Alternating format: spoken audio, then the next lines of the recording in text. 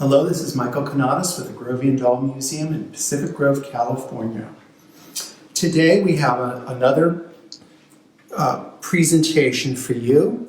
I actually had installed this exhibit about a month ago, and since I knew you were all coming, I uninstalled it and put it out where we could photograph it properly for you so that we could get it up close and personal. We've left the 18th century, now we're in the 19th century, which was, after the Revolution, it took a good 60 years for the French economy to get back on its feet. The program that I'm going to give you today actually is a little twin of the program that you're going to have tomorrow, which is the Hiré program. Tomorrow's theme is White Lace and Promises. As we were preparing that, it was very nostalgic for me because a lot of the pieces that we're using, the linens and things, are family pieces. And as I was going through them, each piece, looking at it, studying it, getting it prepared, I found one with a little tiny hole in it. And the hole, rather than being patched in the linen work, was buttonholed. It was such a precious napkin that it was saved for me to use now, probably 100 years later in my family, perfectly mended, which reminded me that in this modern age, clothing and textiles are disposable. They're disposable like plastic or anything else. In the 19th century, the most valuable things you had in your home were in this order: your silver, and then all of your textiles. Then your furniture, then your paintings, etc. Textiles were so incredibly valuable. As the doll market started to boom in the 19th century, there was opening up many opportunities for people to make it big. One young lady was a lady by the name of Maison Bereux, and she landed herself a job working for the Hiré company. And from that, she opened her own business, Maison Bereux. This piece that we're sharing today is one of her original wardrobe dolls.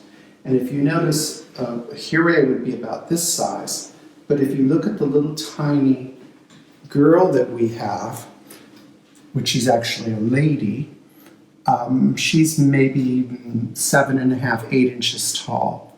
Just a little, simple little German doll. But what she has is anything but simple. Now, I think there's another thing that a lot of collectors don't realize today: how precious cotton was. Remember, we had a civil war over cotton. So this little doll has an incredible wardrobe of cotton pieces, all beautifully stitched by hand. Not everything is by hand, but all of the white work is by hand. Isn't that amazing? Now, if you shorten these dresses, because this doll is meant to be a lady, if you shortened them, they wouldn't be any different than a Hiré dress, which was a teenage girl or young girl. What is interesting about this doll is whoever ordered it ordered a tremendous amount of white work, but everything is monogrammed. Look at that little tiny monogram. Every little white piece of underwear. And there was also, with this doll, was bedding. A lot of dolls that have original trousseaus have bedding, because a bed, a girl learning how to manage a household of linens was an important part of their job. And then if they're not monogrammed like so, then they will all have a little individual monogram. And this was for when they laundered it, so they would know who it belonged to. So I know that whites are not the most exciting thing for the viewers to look at when there's all these silk dresses. But as a sewer myself, it's in the white work that you really see the skill of the person. I should tell you, Janine Bereux started out in a family that was, they had a perfume business. So in the 1860s, late 1850s, 60s, there was a lot of competition for them. So this was a great direction for her to go into, getting involved in the doll dressing, because that was an emerging market. So this was eventually their perfume shop became a doll shop. And in the shop you could buy dolls with trousseaus, you could buy just a doll, you could buy just a dress. This piece came to us completely original. There's nothing that's been added to it, in the original Mademoiselle Bereux trunk. And you might say that trunk is awfully big for this little tiny doll, but everything was laid out in a presentation fashion. So it wasn't like say a late 19th century presentation. All the whites could be laid out, displayed.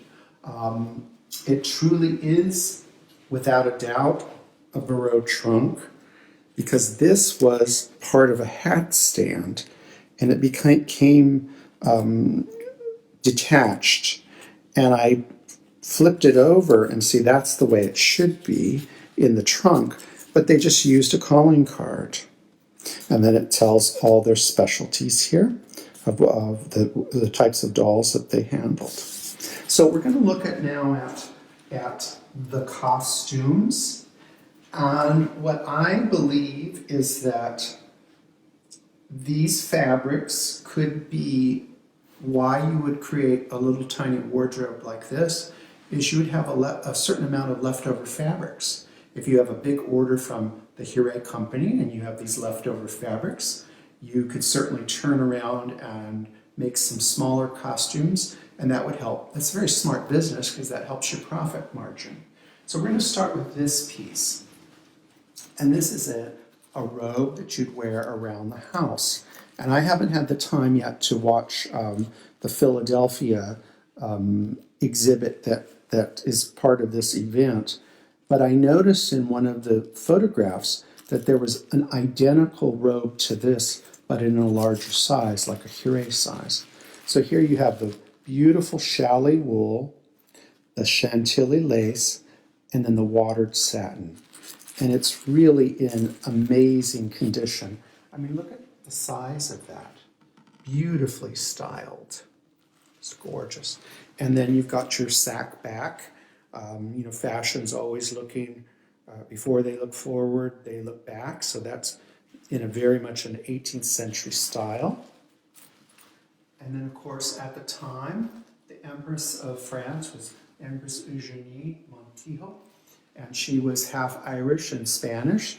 So you have this wonderful little skirt and a little bolero jacket or Figaro jacket. It's got lots and lots of different names. And of course, you can see the soutache trim that would be utilized on many, many creations for the Huret doll. This is actually a linen. It's a very nice linen, and I have some shirts from the 1980s that are very similar to this, and guess what? They're going to all become little dresses like this, but beautifully styled. I haven't put clothes on her because at this point, I don't want to do anything. She's a tough little bird, but I don't want to do anything to damage the costume. So she's not going to get to wear these. And here's another variation of the little soutache suit. And you've got basically looks like very natural silk with a little light corally gold colored dye, and then a little tiny black ribbon trim. And if you notice, the jacket is kind of large. That's because it could go over the skirt. Beautifully styled. And then with that, you would wear this little teeny tiny blouse. And look at the little tucks on that. It's just amazing. Just amazing little miniature. We have seen this in Huret costumes. Again, costumers out there, You don't need 400 different patterns to make a wardrobe. This is the same pattern as the coral piece. Almost no embellishments. There's 4 buttons and 1 hook. Today, materials are cheap, labor is expensive. In the 19th century, materials were expensive, labor was cheap. So you're not going to find an over-embellishment of items, of trims and things. So it's usually very, very sparing, the amount of things that were put on, very, very much planned out. The next thing I'm going to look at, look at how cute that is. So you have a little scrap of silk.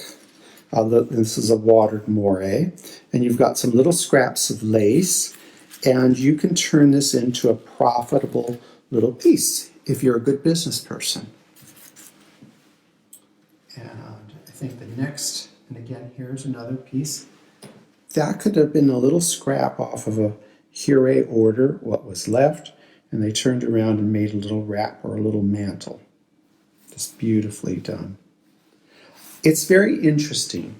The pieces in this wardrobe that would have been highly criticized by the consumer are top-notch. If you see something that they probably wouldn't flip over, there's some work that to me looks like it was done with a hot needle. Meaning it was done quickly and to the point. Here's another piece too that I think is very interesting. Americans don't realize that what we call denim actually is a French material. And even though this is very tiny, tiny little print, this is basically a denim skirt. And just very simply with it's not a soutache. Well, I guess it is a kind of a soutache. Very, very tiny scale soutache. Again, this could be worn with a white blouse. Very simple. Or you could actually mix and match that piece. So, this is one of my favorites. And this is a wonderful little gown. When this was new, it was a bright blue. This is a color that, without no one abusing it, just over time turns to a green shade. But you can see under the blonde lace a little bit of the original blue. This is we call this blonde lace, but basically it's Chantilly lace, just white, and beautifully styled in the back. And here there's some hot sewing going on because they're going to cover it with the laces. So they didn't, they moved pretty quick. But again, beautiful shape. All the dresses have the same pleating to the waistline. So they were basically working with one pattern, making it work for all their pieces. And here is another amazing piece. And this I have seen this in a Hure costume. So again, I believe it's a scrap that she used. And again, beautiful Chantilly lace. That the lace was originally black. Some black lace turns brown. It just has to do with the dyes. And again, you can see very sparing with the embellishments. But really the wonderful thing is the mini piping. And look at the seam work in the back. It's very hard to do this on such a small scale, but they managed to do that. And then the front pleats, again, that's something that's very hard for us to do, or darts, excuse me. Darts are very hard to do today. The black piece, I'm not going to handle it because it's very fragile. It's fragile, again, because of the dyes. It has nothing to do with handling. It's just the dyes can do that. So the best thing is to not handle it. And again, notice something here. We have basically the same pattern. So we just have a different treatment with the ribbon and the beadwork and a beautiful Figaro jacket. I love that. And again, this could be mixed with many different things to create different ensembles. We have one piece here that's very fragile, but I believe it was once part of a ball gown situation.